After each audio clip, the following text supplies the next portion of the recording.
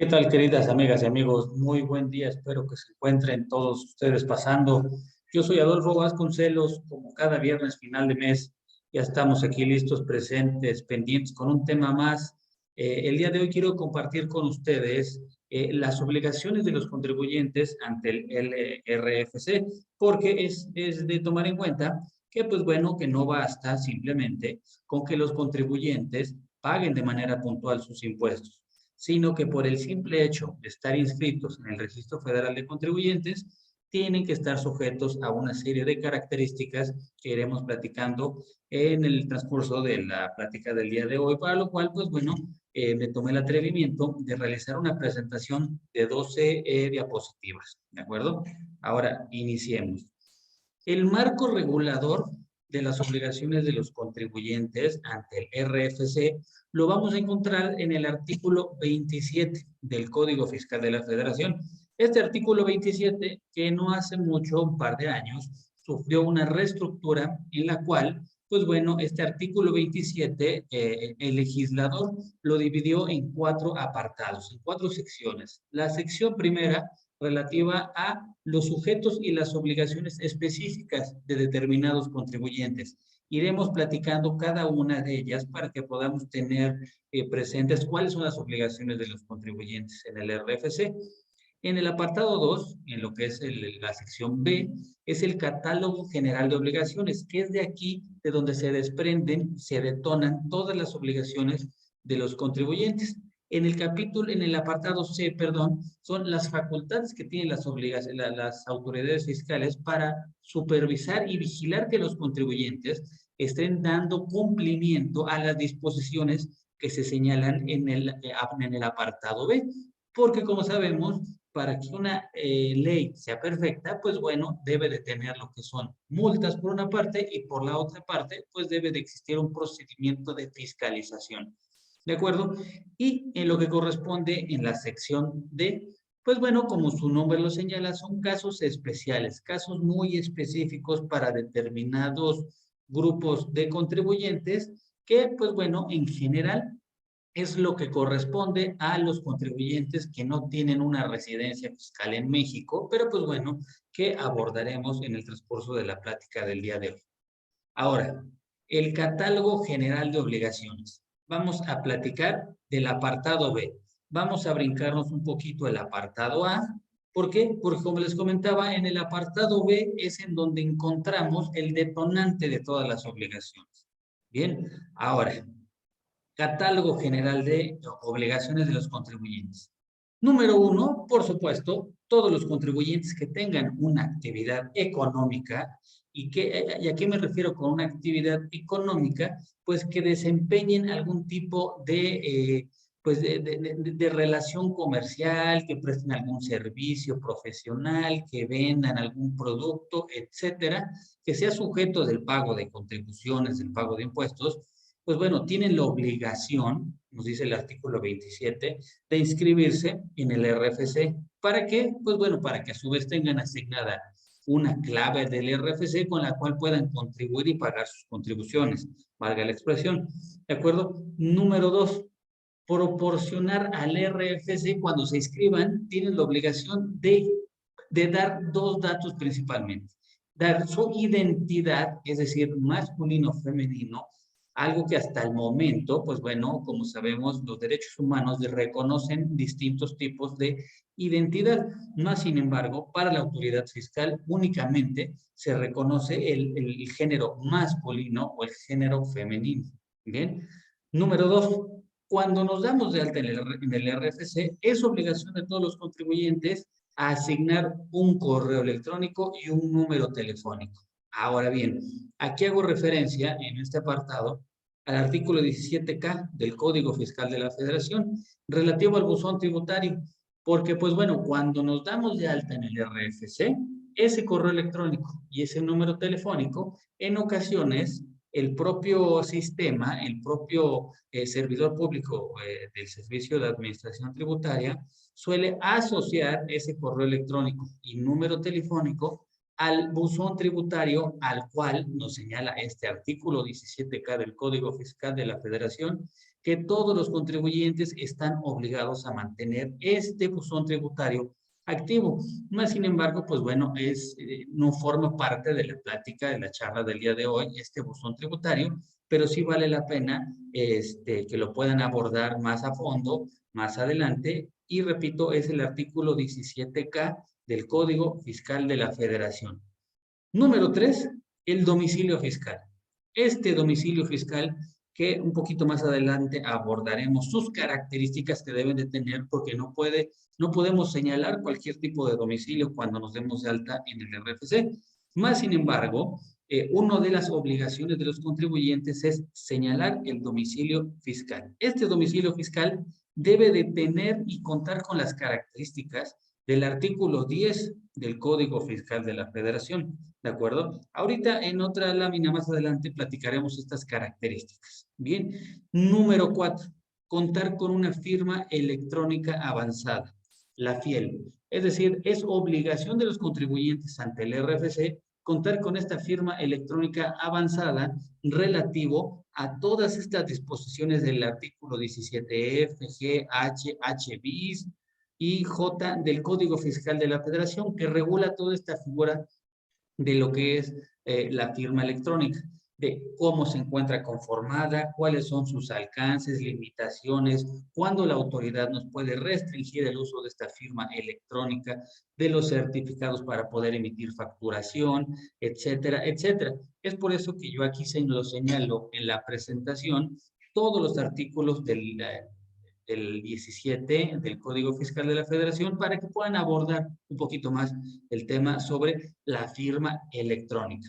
Ahora bien, estos 4 puntos del Catálogo General de Obligaciones de los Contribuyentes no es para todo el volumen general de contribuyentes que se encuentran en el padrón del Registro Federal de Contribuyentes, sino aquí coloqué un pequeño corchete en el cual, pues bueno, estas 4 obligaciones únicamente son aplicables a todos aquellos contribuyentes que deban presentar declaraciones periódicas. ¿Cómo saber si tenemos que presentar declaraciones periódicas? Pues bueno, esto le corresponde a la ley del impuesto sobre la renta. Es decir, dependiendo la actividad económica que desempeñemos, que desarrollemos, la ley del impuesto sobre la renta, ya sea que sea persona física o persona moral, nos va a ubicar en un capítulo y en una sección. Esos capítulos y esas secciones incluyen, dependiendo el tipo de actividad, obligaciones que se le asignan a los contribuyentes.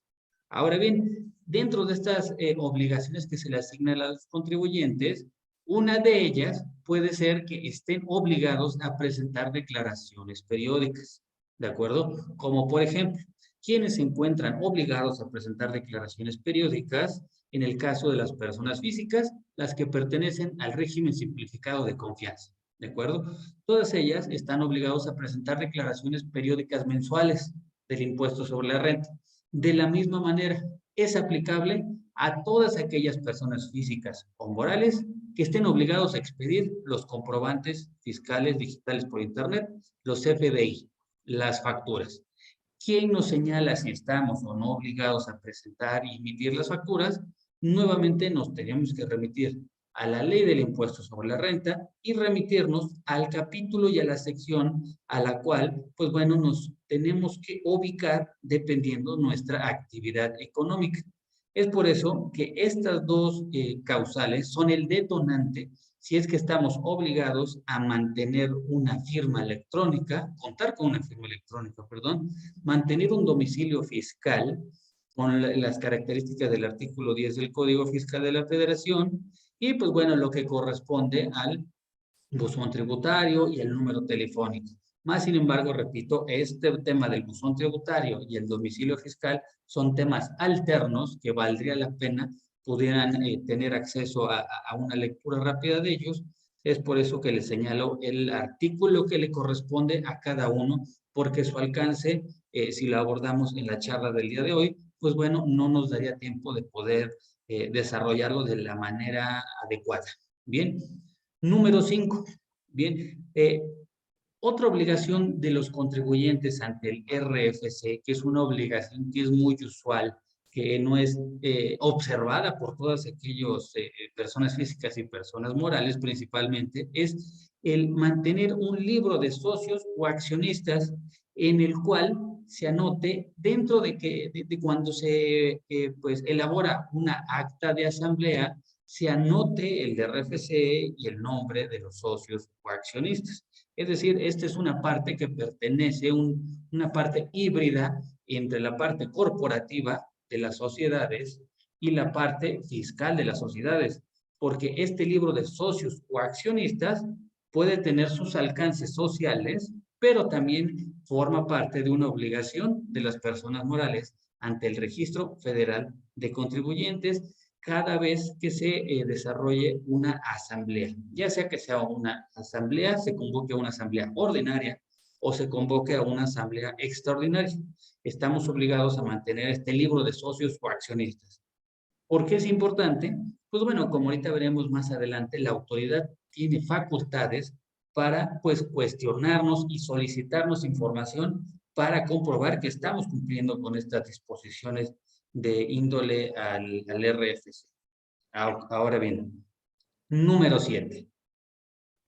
Tenemos que dar aviso, esta es también una obligación que en ocasiones a los contribuyentes, a los contadores, a los abogados, etcétera, etcétera, todos aquellos que están involucrados en la materia fiscal, se nos suele pasar pues desapercibido, ¿de acuerdo?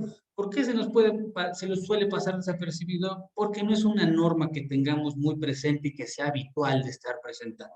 Mas, sin embargo, existe.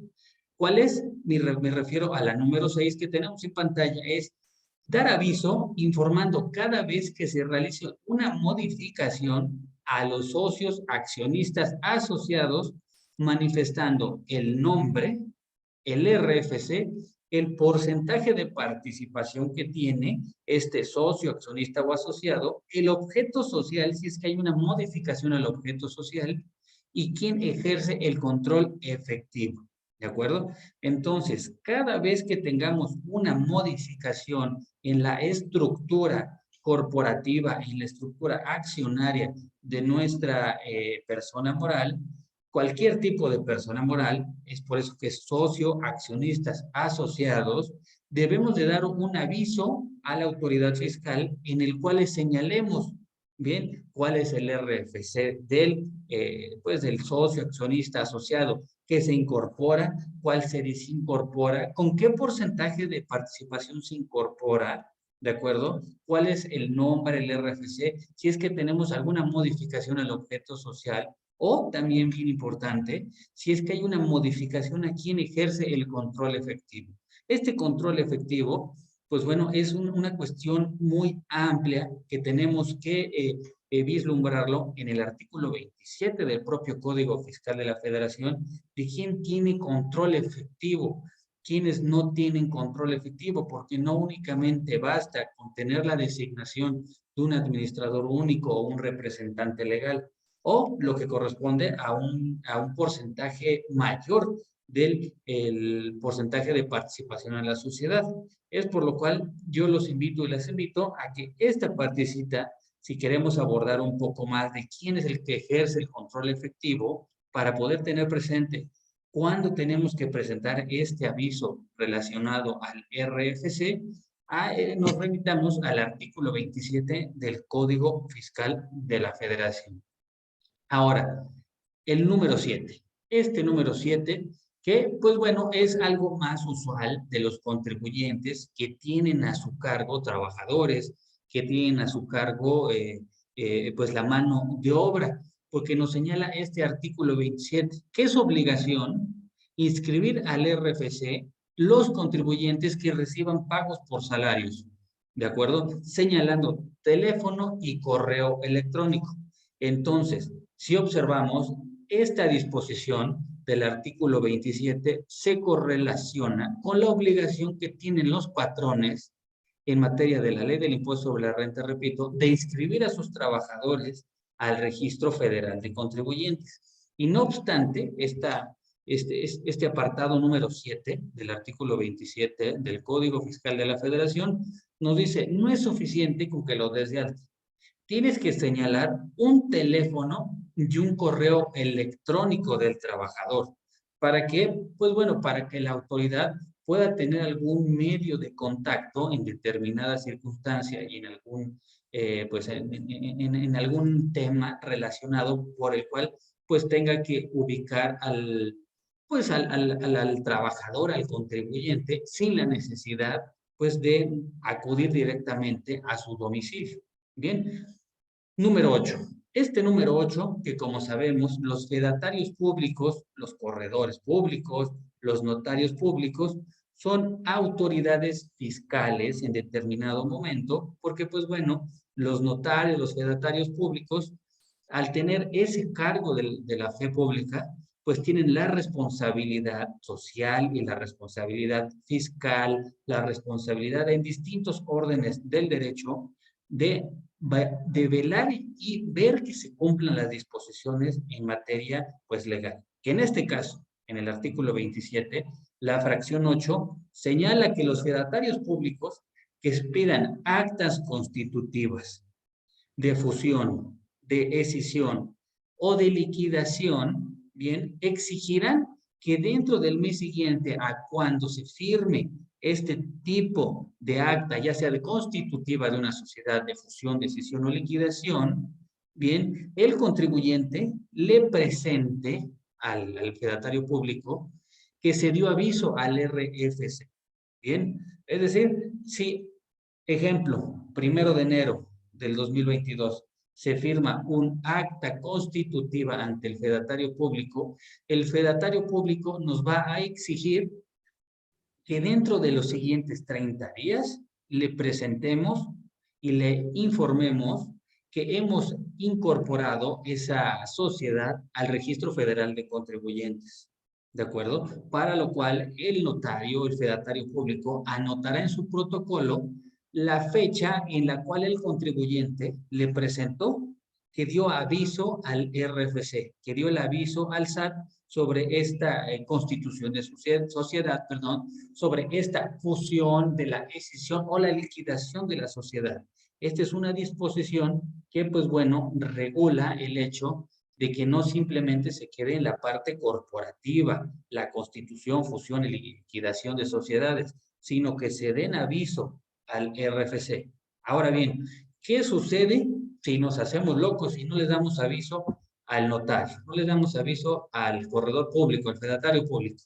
Pues bueno, lo que procede es que el fedatario público, a partir del día 31, perdón, deberá e informará al SAT, al Servicio de Administración Tributario, a través de estas declaraciones del Declaranot, así como lo conocemos, este programa, de que el contribuyente pues constituyó una sociedad, que esta sociedad pasaron los 30 días que este artículo 27 le exigen al notario y al contribuyente le presente el aviso ante el RFC, y pues bueno, ya la autoridad fiscal tenga a su mano y a su alcance la información relativa a que pues esta disposición no se ha cumplido o si se cumplió y simplemente el contribuyente no cumplió con la parte de informarle al notario, al corredor público. Es por lo cual que vemos que es usual, y más que nada cuando constituimos una sociedad, que el notario, y simplemente me ha llegado a suceder, el notario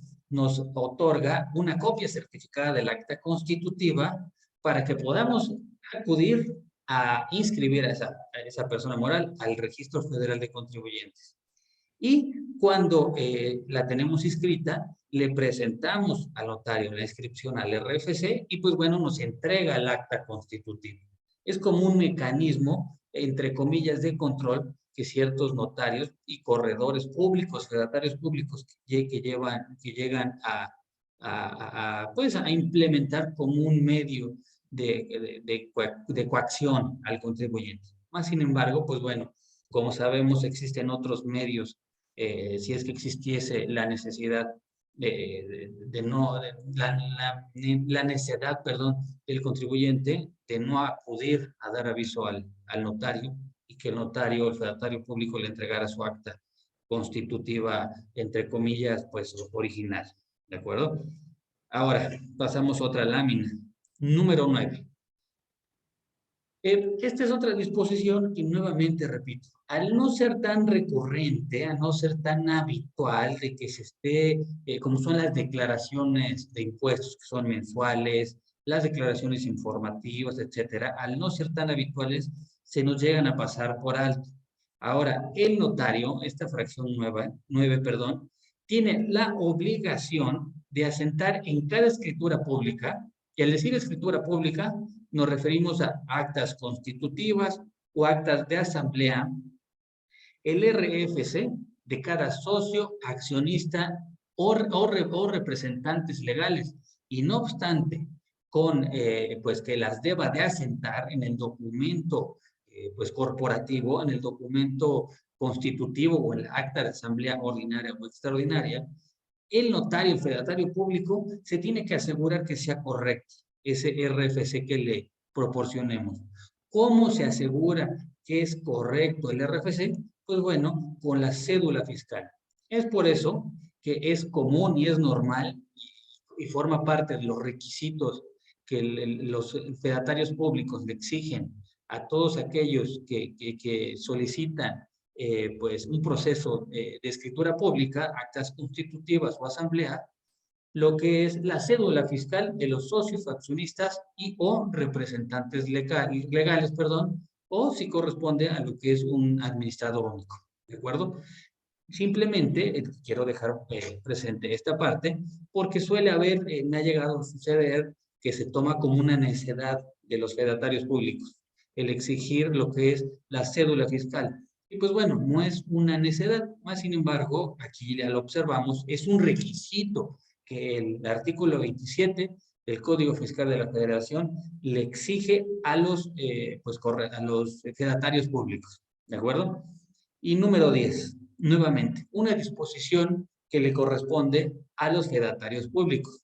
Es una declaración informativa, es decir, en el declaranot, los corredores públicos deben de informarle a la autoridad fiscal todas las operaciones consignadas en escrituras públicas, actas constitutivas, actas de asamblea, celebradas, ¿de acuerdo? Dentro del mes inmediato anterior. ¿Ok?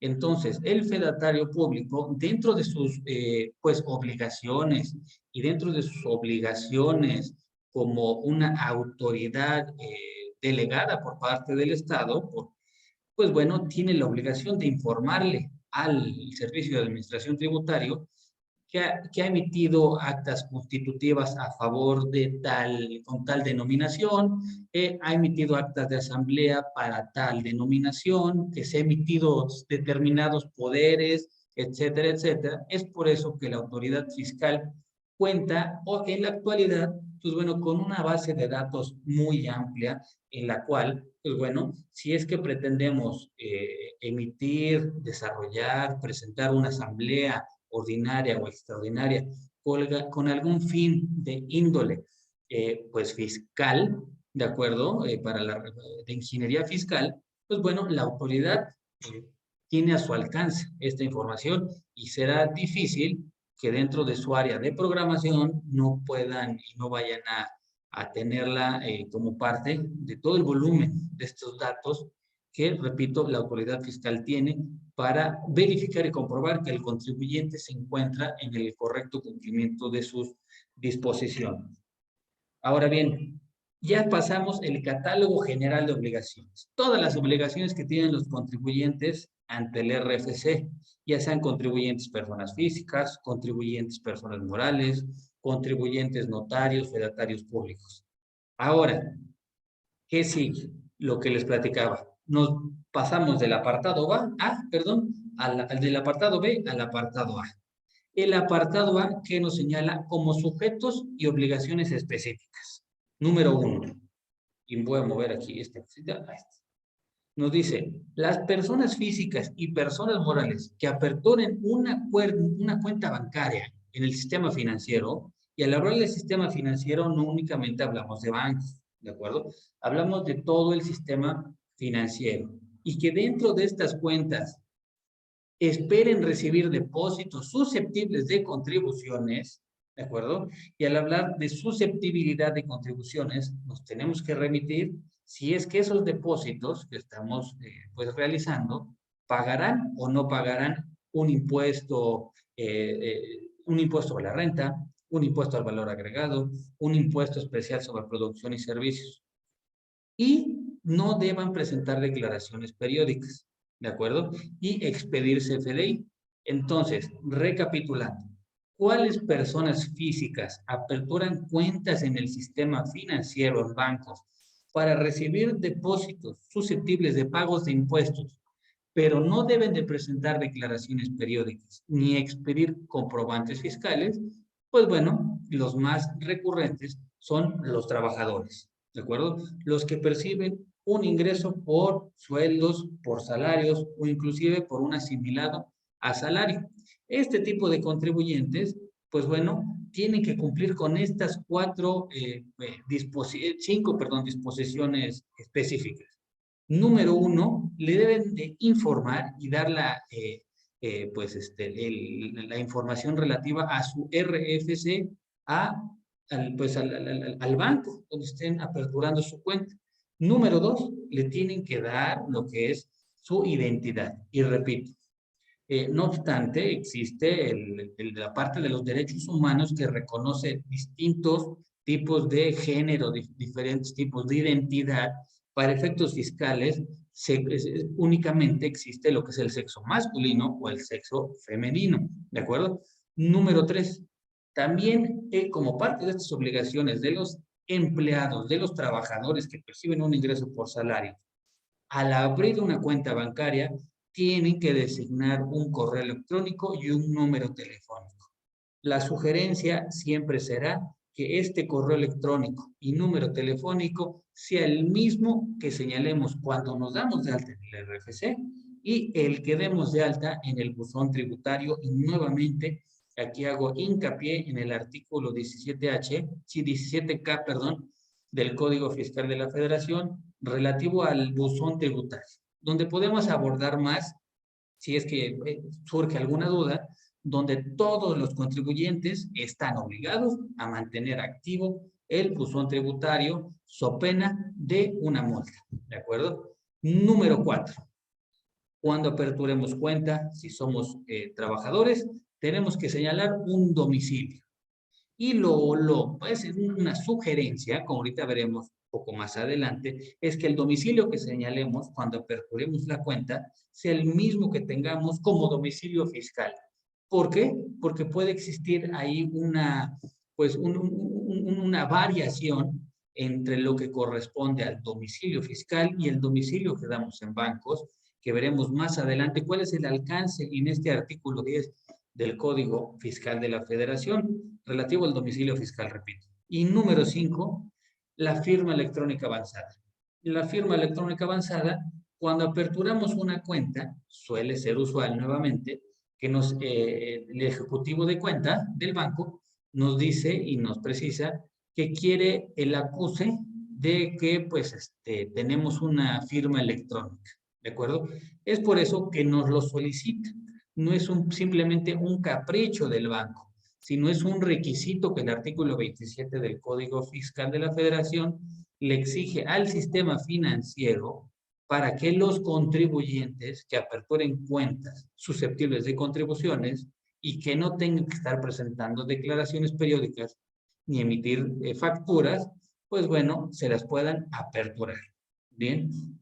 Y como parte del tema de la fiscalización, de esta fiscalización que las autoridades fiscales tienen todo a su alcance, en todo el volumen de información, me tomé el atrevimiento de señalar este artículo 55 de la Ley del Impuesto sobre la Renta, referente a que, pues bueno, es obligación de los bancos, ¿bien?, informar a la autoridad fiscal, ¿bien?, todos los depósitos que un contribuyente tenga en efectivo durante un transcurso de un mes y superen los 15,000 pesos. Entonces, como parte de pues esta información, de este chisme que le va a dar el banco a la autoridad fiscal, de que un contribuyente está recibiendo depósitos superiores a 15,000 pesos dentro de un transcurso de un mes, pues bueno, el banco, el sistema, el sistema financiero ya cuenta con el RFC, porque ya vimos que es una obligación, ya cuenta con su identidad y su domicilio fiscal y lo que corresponde a la información de su firma electrónica para avisarle a la autoridad fiscal e identificar plenamente el nombre, el RFC, la identidad, etcétera, etcétera, del contribuyente que se encuentra recibiendo depósitos que superan los 15,000 pesos en efectivo en un transcurso de un mes. Es por eso que, repito, el volumen de información que la autoridad fiscal en la actualidad tiene es muy amplio, muy ancho y hay que tener mucho cuidado en las disposiciones y en el cumplimiento de las disposiciones fiscales para evitar contratiempos, por supuesto. Número 2. Las personas físicas o personas morales que efectúen pagos por salarios nuevamente están obligados, y aquí señalo con negritas, obligados a solicitar la inscripción al RFC de quien recibe los pagos. Es decir, si yo soy el patrón y tengo un trabajador, estoy obligado a solicitar la inscripción de mi trabajador al RFC. Bien, y aquí señalo como correlación lo que nos señala el 99, fracción cuarta, de la ley del impuesto sobre la renta, que nos señala que es obligación del patrón cerciorarse que el trabajador se encuentra inscrito en el RFC. Y no obstante, que se cerciore que esté inscrito en el RFC, tiene a más tardar dentro del mes siguiente a aquel en el que inició la prestación del servicio para cerciorarse que su trabajador, que a quien le está pagando el salario, pues se encuentra inscrito en el RFC, so pena de una multa, so pena de la no deducibilidad para efectos del impuesto sobre la renta, del pago de la nómina que le está haciendo al trabajador. Ahora, en este caso, ¿cómo se puede comprobar, cómo puede cerciorarse el patrón que su trabajador se encuentra inscrito en el RFC? Pues bueno, con su cédula fiscal.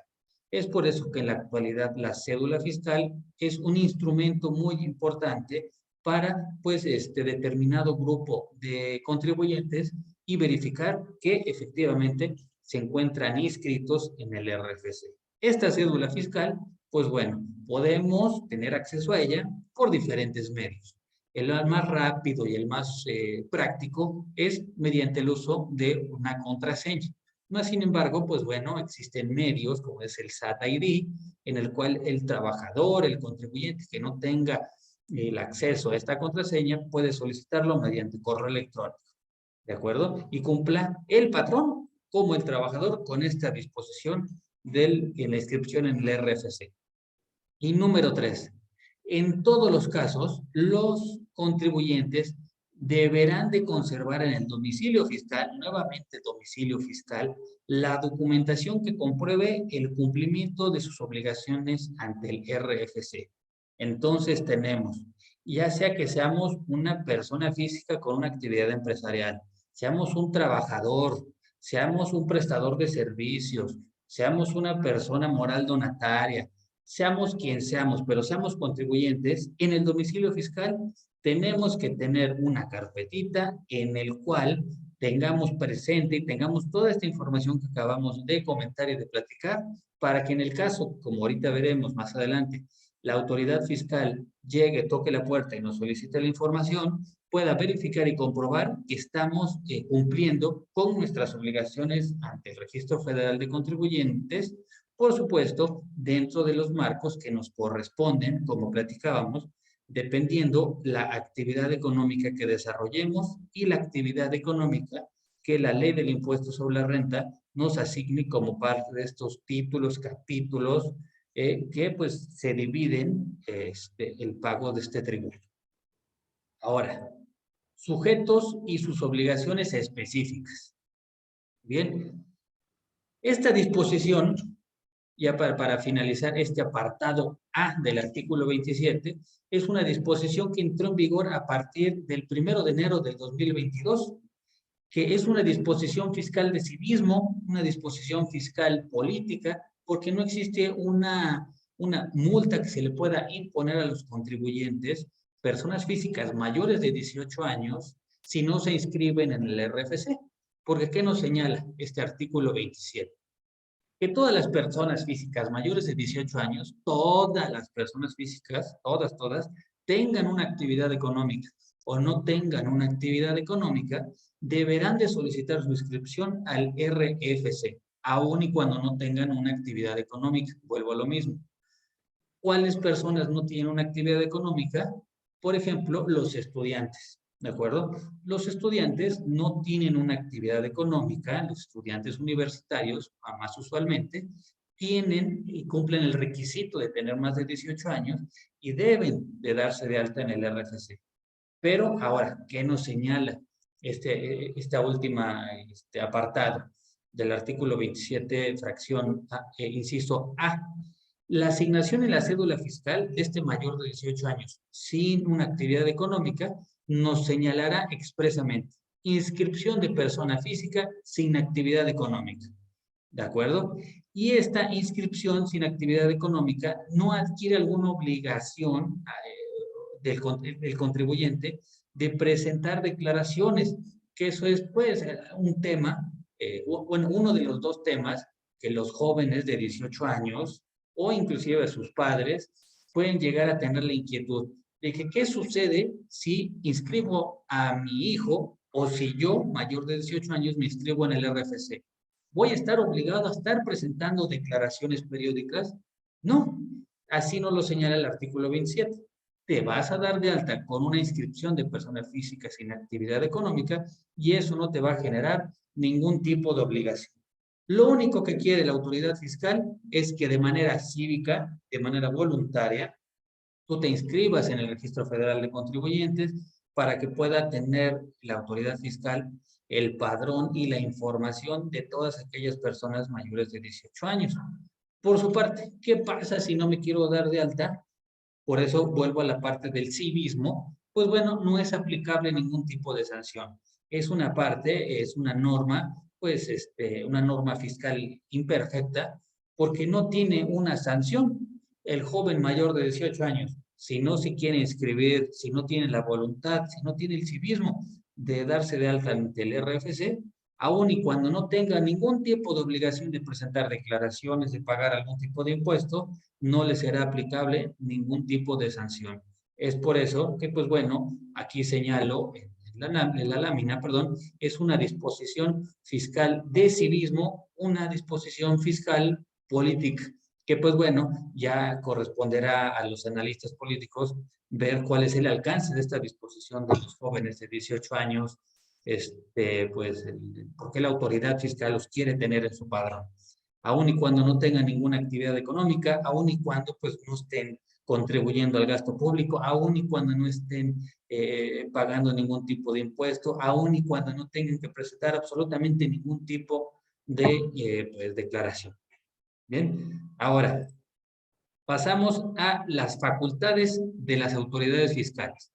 Ya vimos cuáles son las obligaciones de los contribuyentes ante el RFC, cómo se cumplen, cuáles son sus características.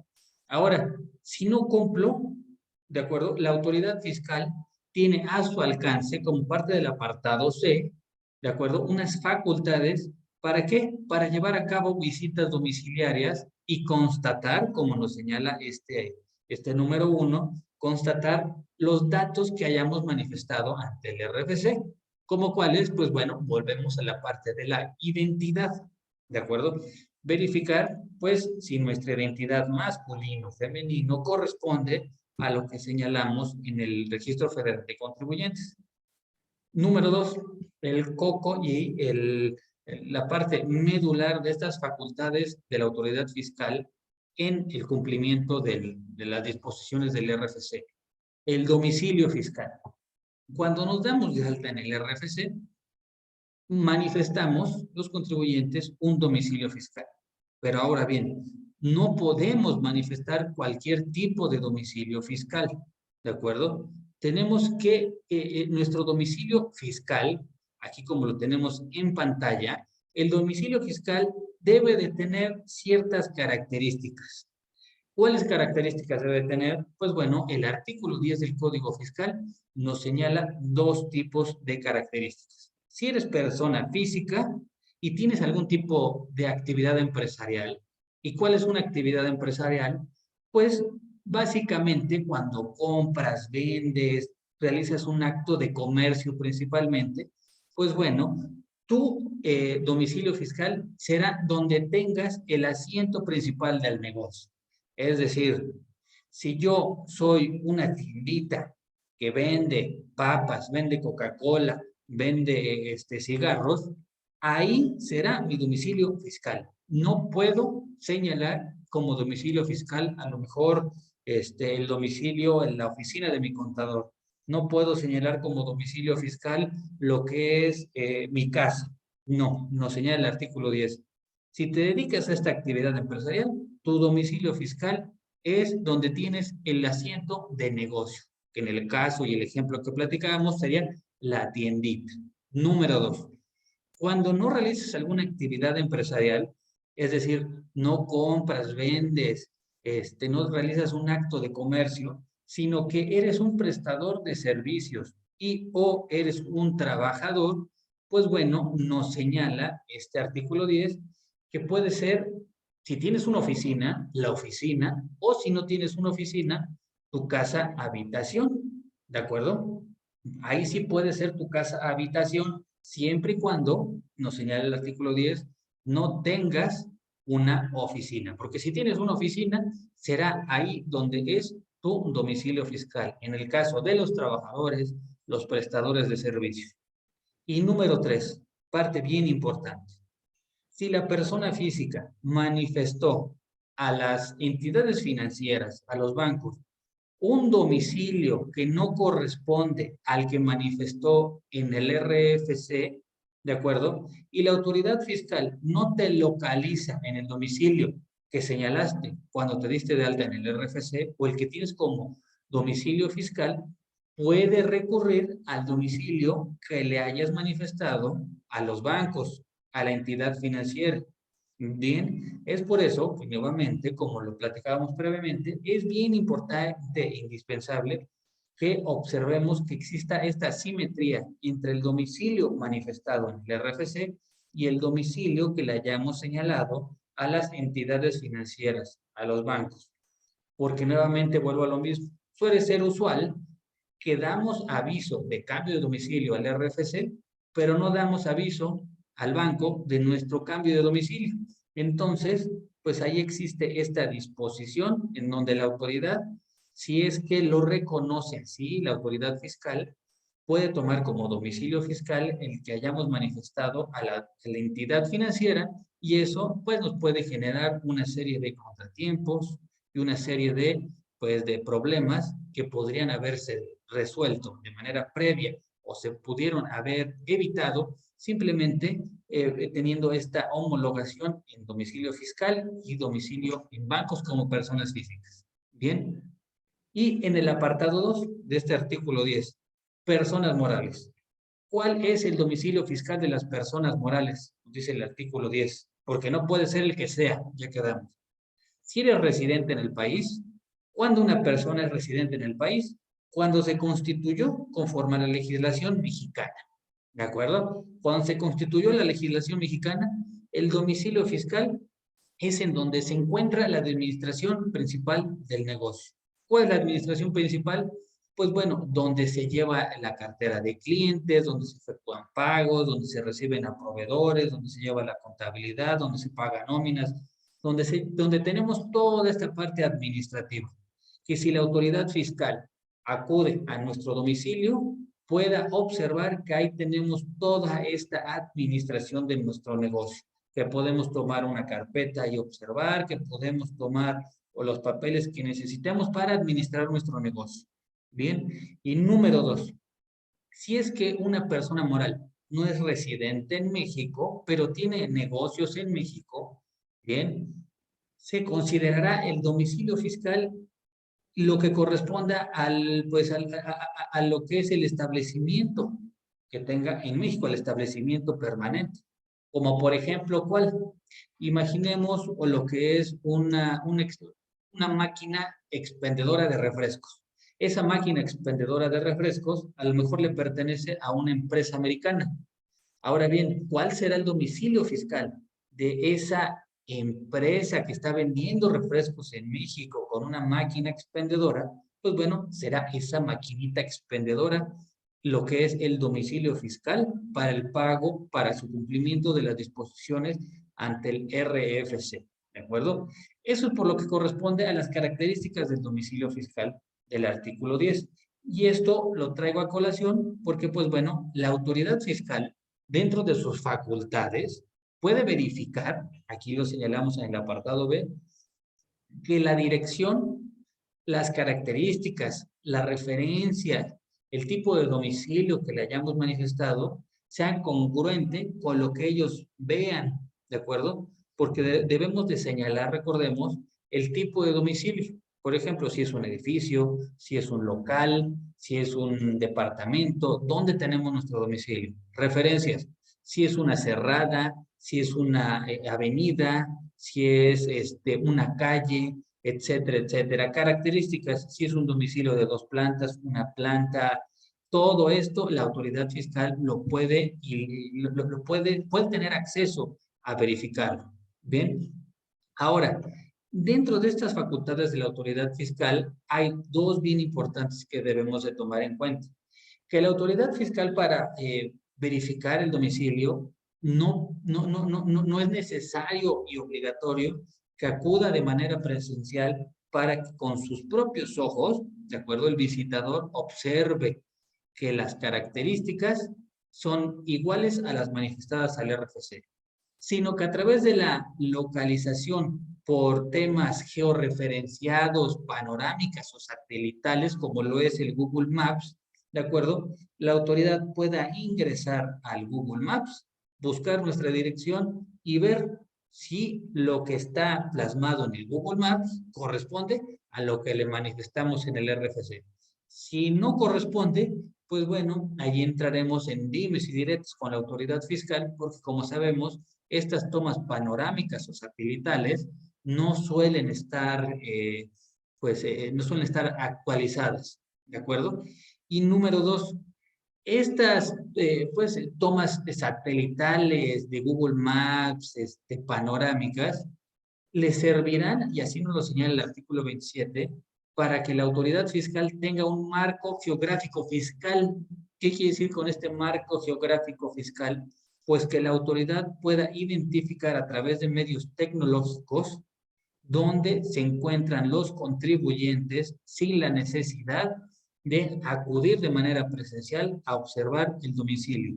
Algo que, pues bueno, es un avance tecnológico, pero a su vez corresponde a un problema que se le puede ocasionar al contribuyente, porque vuelvo a lo mismo, estas plataformas satelitales, georreferenciales, panorámicas como Google Maps suelen no estar tan actualizadas y puede ser que en nuestro edificio, nuestro local aparezca de una planta cuando a lo mejor ya son 2 plantas, el rótulo, etcétera, etcétera, etcétera. ¿De acuerdo? También la autoridad fiscal puede verificar nuestro teléfono, correo y, bien importante, declaraciones, es decir, simplemente que le mostremos nuestras declaraciones, que las tenemos en el domicilio fiscal, porque supuestamente ahí tenemos la administración principal, los expedientes, la información manifestada en los comprobantes fiscales digitales. Si nosotros manifestamos que hemos adquirido mercancías, si hemos manifestado que vendemos cierto producto, pues bueno, nos puede solicitar como parte de esas facultades de la autoridad fiscal que le mostremos, ¿de acuerdo?, que lo que está en el domicilio fiscal corresponde a la información manifestada en los comprobantes fiscales. Y número H, perdón, inciso H, finalmente. La autoridad fiscal, al tener una base de datos muy amplia, como ya comentamos, entre lo que le reporta el tema de los notarios, entre lo que reportan los bancos, entre lo que reportan nuestros proveedores, entre lo que reportan nuestros clientes de nosotros, tiene información en su base de datos proporcionada por terceros contribuyentes o inclusive por otras autoridades fiscales. Entonces, como de estas facultades de la autoridad fiscal, puede llegar a nuestro domicilio a verificar y comprobar que esa información a la cual tuvo acceso, si es correcta o es incorrecta, por qué no se le ha informado, por qué sí se le informó o por qué se le informó de manera incorrecta hasta cierto punto a su parecer de la autoridad. ¿De acuerdo? Número 3, como parte de las facultades de las autoridades fiscales. Realizar la actualización o corregir datos del RFC de los contribuyentes, basándose en los datos que las personas le proporcionen o los que obtengan por cualquier otro medio. ¿Cuál otro medio puede ser? Pues bueno, volvemos a lo mismo. Los proporcionados por los notarios, los proporcionados por los bancos, los datos proporcionados por clientes, por proveedores, etcétera, etcétera, por otras autoridades fiscales. Pues bueno, el Servicio de Administración Tributaria nos puede corregir nuestros datos de manera automática, actualizar nuestros datos sin la necesidad de que el contribuyente acuda a realizar este procedimiento. ¿De acuerdo? Número 4. Requerirle al contribuyente información o documentación a los fedatarios públicos. ¿Qué quiere decir con esto? Que la autoridad fiscal puede acudir con un fedatario público, con un corredor público, con un notario público, a solicitarle datos, a solicitarle información, documentos sobre determinados contribuyentes que el fedatario público haya informado. Bien, como platicábamos al inicio de esta conversación, que los notarios pues informan sobre el RFC, informan sobre las documentos constitutivos, etcétera, etcétera. Número 5. Ahora bien, la autoridad puede designar a personal auxiliar para verificar la existencia del domicilio fiscal y o la localización del domicilio fiscal. Es decir, puede autorizar a terceras personas, a terceros o terceras, por supuesto, personal que no pertenezcan directamente al Servicio de Administración Tributaria para verificar que el domicilio fiscal que hayamos manifestado esté localizado y que no obstante que esté localizado, esa información, ¿de acuerdo?, corresponda con los datos manifestados al RFC. Y esta información, pues que el personal auxiliar observe, no tiene que ser forzosamente de manera presencial, volvemos a lo mismo. Puede ser que lo hagan y que acudan al tema del Google Maps, a las vistas panorámicas o geolocalización, etcétera, etcétera, etcétera. Número 6. La autoridad fiscal, como parte de sus facultades, puede suspender o disminuir obligaciones de los contribuyentes.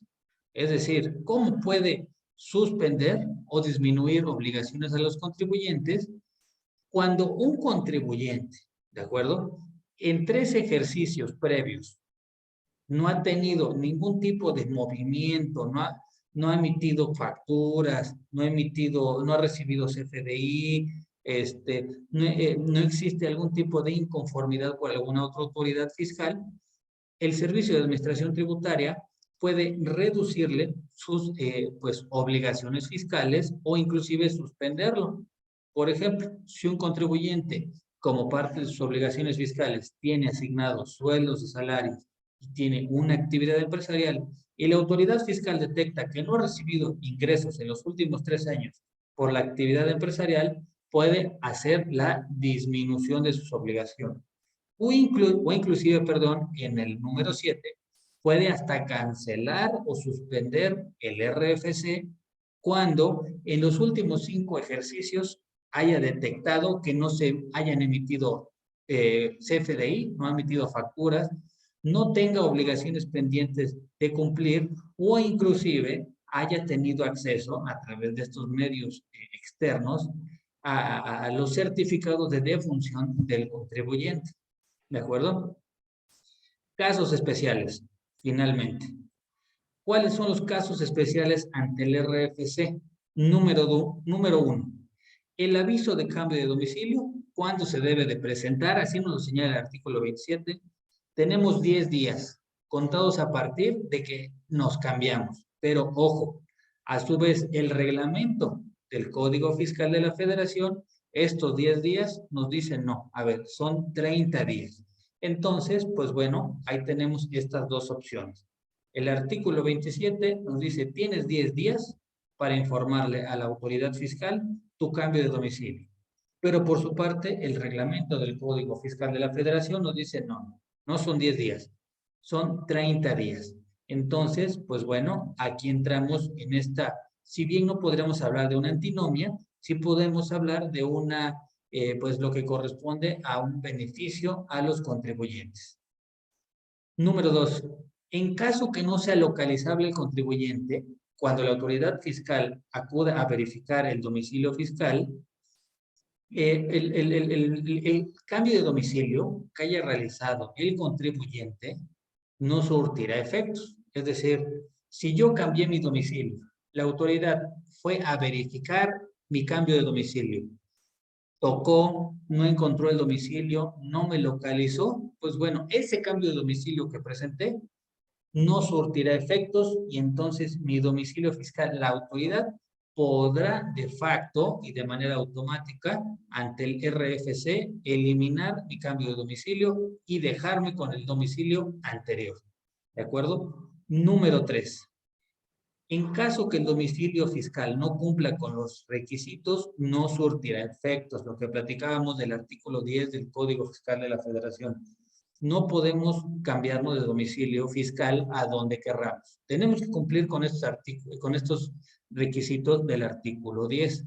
Si no se cumple con estos requisitos, la autoridad fiscal podrá considerar que no surte efectos el cambio de domicilio fiscal que hayamos presentado porque no cumple con requisitos, ¿de acuerdo? Y esta resolución nos lo hará saber a través de un documento que nos enviará a través del buzón tributario, ¿de acuerdo? Número 4. Los trabajadores están obligados a proporcionarle datos al empleador para que los inscriba en el RFC. Y aquí señalo con obligados, ¿sale? Obligados so pena de, pues del tema de las multas, ¿de acuerdo? Número 5 y finalmente, una disposición que entró en vigencia, perdón, el 1 de enero del 2022 en el caso de liquidaciones de personas morales, en cualquiera de las características de las liquidaciones, ya sea por cese de actividades, ya sea por lo que es una liquidación del activo, ya sea por pues, haber cumplido el periodo por el cual la sociedad se creó, pues bueno, para poder iniciar el proceso de liquidación, nos dice el artículo 27, debes de cumplir con 4 requisitos. Número 1, no contar con créditos fiscales o estar sujeto a algunas facultades de fiscalización, algunas facultades de comprobación. Ojo, esto no quiere decir que corporativamente no podamos proceder a la liquidación, sino que estamos hablando de la cancelación del RFC. Son 2 procedimientos que si bien están de la mano, son alternos, porque uno pertenece a la parte corporativa y otro pertenece a la parte del derecho fiscal. Bien, número 2, nos queremos cancelar el RFC por una liquidación, no puede estar incluido el contribuyente como parte de del listado del artículo 69b. Es decir, que haya emitido facturas que amparan operaciones inexistentes o haya recibido comprobantes fiscales que amparen operaciones inexistentes. Mucho ojo ahí para tener cuidado. También haya manifestado pérdidas fiscales inexistentes, esta transmisión de pérdidas fiscales que nos habla el artículo 69b bis del Código Fiscal de la Federación, o también el 410 bis, perdón, del Código Penal Federal, que el contribuyente que pretende liquidarse, la persona moral, no se encuentre vinculada a los recursos de procedencia ilícita. No existe una carpeta de investigación, no exista ni siquiera lo que corresponde a una averiguación previa. Es decir, no exista algún elemento que pueda detonar este tipo de recursos de procedencia ilícita. O finalmente, que el domicilio fiscal no esté localizado. ¿Te quieres liquidar persona moral? Nos dice el 27. Tu domicilio fiscal debe de estar localizado. Y al estar localizado quiere decir que cumplió con los requisitos del artículo 10 del Código Fiscal de la Federación. Número 3, que sus ingresos declarados, manifestados en las declaraciones, coincidan con las bases de datos que la autoridad fiscal tenga y que también los ingresos declarados tengan una simetría con los CFDIs, con los comprobantes fiscales, con las facturas emitidas, que no exista una variación de que si declaré menos ingresos, tengo más CFDIs emitidos, ¿por qué? O en las bases de datos del Servicio de Administración Tributaria se detecte alguna disposición que no coincide con los ingresos declarados. ¿De acuerdo? Y finalmente, lo que corresponde a la opinión de cumplimiento. La opinión de cumplimiento nos dice el artículo 27, ¿te quieres liquidar persona moral? Debes de estar con una opinión de cumplimiento positiva. En ese momento puedes iniciar tu procedimiento de liquidación, perdón, tu procedimiento de cancelación del RFC.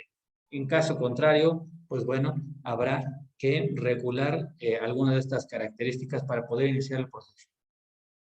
Pues bueno, queridas amigas y amigos, por mi parte eso es todo. Ahí les encuentro mostrando en pantalla mis datos, mi correo electrónico, me pueden encontrar ahí en Facebook, en LinkedIn, en YouTube, que yo me encuentro subiendo lo que es este tipo de pláticas, este tipo de breves seminarios, para que pues cualquier tipo, repito, de duda, comentario, inquietud, les gustan, les comparto la lámina, estoy a sus órdenes.